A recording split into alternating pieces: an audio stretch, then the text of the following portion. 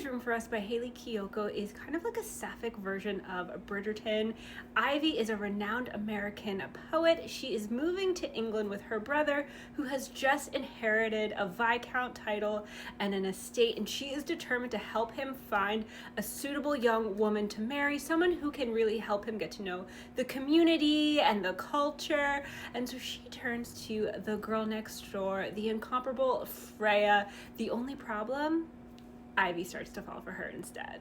While this is a historically reimagined queer normative world where people can freely engage in relationships with the same sex, the problem is that adopted children and women cannot inherit titles, which is putting a lot of pressure on Freya because her older sister only has a daughter, her other older sister is married to a woman, and her younger sister is bi, so there's so much pressure on Freya to marry a titled man. This was a really fun plot. I loved the sisters aspect. Freya and all of her sisters, they're just such great characters. The vibe between them just like really gives a very good sisters vibe. I have two sisters, and so like for me, like the way they all interacted just was so on point.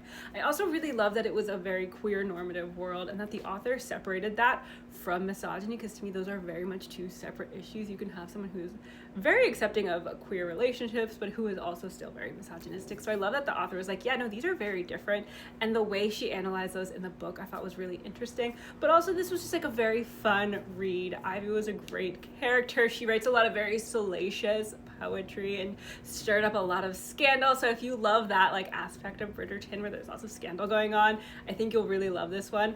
And the relationship between Ivy and Freya and like the self-discovery Freya went on was just such a great journey. So overall this is just a very like fun, frothy read.